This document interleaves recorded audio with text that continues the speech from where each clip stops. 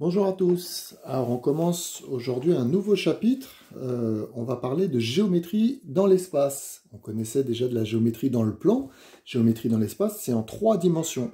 Donc je vais vous expliquer tout ça.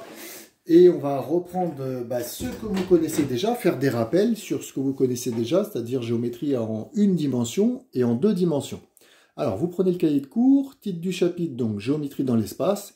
Et comme d'habitude maintenant, vous mettez pause quand je vais trop vite. Vous notez grand 1, repérage, petit 1, rappel au pluriel, et petit a, repérage sur un axe, c'est-à-dire en fait en dimension 1. Une droite graduée est une droite qui contient un point nommé origine, une autre appelée unité, et un sens. Donc la droite, elle a un sens, une origine et une unité. Sur une droite graduée, chaque point est repéré par un nombre relatif. On dit que ce nombre est l'abscisse du point. Donc j'ai fait un exemple en dessous. Vous avez une droite graduée, donc j'ai mis un sens, de gauche vers la droite. L'origine en fait, donc c'est le point d'abscisse 0, généralement on l'appelle O. L'unité ici, c'est le point I d'abscisse 1, donc c'est pour indiquer en fait comment on va graduer notre droite. Et après, j'ai placé le point A, le point B, et en repérant, pour savoir où ils sont situés, on dit que l'abscisse de A, c'est moins 2. Donc l'abscisse de A est moins 2. Vous ferez bien attention à l'orthographe de abscisse. C'est compliqué, mais c'est comme ça. A, B, S, C, I, 2, S, E. Donc l'abscisse de A est moins 2, et donc on note A, et entre parenthèses, moins 2. Donc le point O, l'origine du repère, c'est 0. Le point I, l'unité, c'est 1. Le point B, c'est 3. Ensuite, donc ça c'était en dimension 1, on n'a qu'une droite et donc une seule coordonnée pour repérer, pour savoir où sont situés en fait les différents points. Mais vous voyez que là, par rapport au tableau, je pourrais repérer que les points qui sont sur cette droite. Si je voulais repérer tous les points qui se trouvent en fait sur mon tableau, je vais devoir passer en dimension 2, c'est-à-dire dans un plan. Donc vous notez, petit b, repérage dans un plan. Et je dicte, alors un repère orthogonal du plan est composé de 2 droites graduées perpendiculaires et de même origine. Alors je peux vous montrer l'exemple directement, moi je le referai après. Donc vous voyez que vous avez vos 2 axes ici perpendiculaires, donc 2 droites en fait perpendiculaires. La première, c'est ce que je vais dire, l'une est horizontale, appelée l'axe des abscisses, donc horizontale, l'axe des abscisses. L'unité sur l'axe des abscisses, ça serait le point I. Et la deuxième, la verticale, c'est l'axe des ordonnées, et l'origine sur l'unité sur cet axe, c'est le point J. Et elles ont toutes les deux en fait la même origine, donc elles se coupent en ce point O. Donc vous voyez 2 droites perpendiculaires, les unités, et la même origine.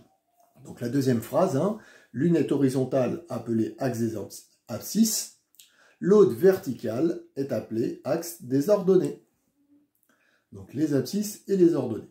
Maintenant qu'on a ce repère, chaque point est repéré par 2 nombres appelés coordonnées du point.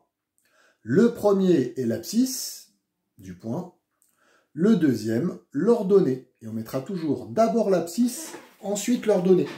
Donc on lira d'abord en fait sur l'axe horizontal, puis sur l'axe vertical. Vous allez à la ligne, vous notez exemple. Vous me tracez donc un repère OIJ.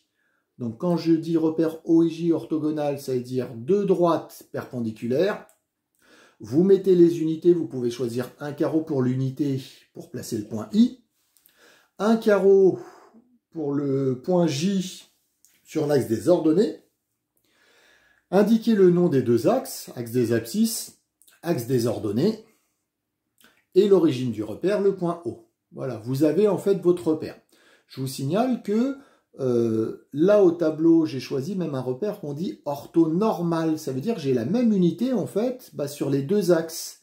Mais j'aurais pu choisir en fait 2 carreaux pour l'unité et graduer de 2 en 2 sur l'axe des ordonnées. D'accord, c'est pas forcément la même unité sur les 2 axes quand c'est orthogonal. Et là, c'est le cas au tableau.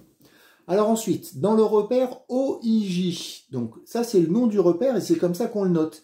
On dit toujours O, l'origine du repère, là où vos deux axes se coupent.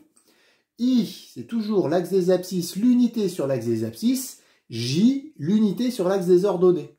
Vous avez vos 3 points, vous définissez votre repère. Donc O, point virgule, I, point virgule, J. Donc dans le repère OIJ, je vous demande de placer les points A, B, C, D, dont j'ai indiqué à chaque fois les coordonnées. Donc 2 pour l'abscisse, 1 pour l'ordonnée, moins 2 pour l'abscisse, 1 pour l'ordonnée, et ainsi de suite. Et donc, je les ai placés, hein, mais vous pouvez mettre pause, les placer et vérifier. Les pointillés ne sont pas obligatoires, mais je vous les ai fait en fait pour vérifier. Donc le point A, je l'ai placé ici parce que l'abscisse du point A, c'est 2. On le lit sur cet axe-là. Hein. Son ordonnée, c'est 1. Pour le point B, son abscisse, c'est moins 2. Son ordonnée, 1. Point C, son abscisse, c'est 2. Moins 2 pour l'ordonnée. Le point D, moins 3 pour l'abscisse, moins 1 pour l'ordonnée. Voilà, donc ça c'était les rappels pour dimension 1, c'est-à-dire sur une droite, et dimension 2 dans un repère du plan. Vous voyez que là, par exemple, maintenant, avec ce repère, n'importe quel point qui se trouve sur mon tableau, je pourrais indiquer sa position par ses coordonnées, les deux coordonnées, l'abscisse et l'ordonnée. Mais maintenant, si je veux n'importe quel point dans mon bureau, d'accord, pas forcément sur le tableau, mais n'importe quel point dans la pièce, eh ben, je vais être obligé en fait de rajouter une troisième coordonnée, un troisième axe, et c'est ce que je vais vous expliquer maintenant.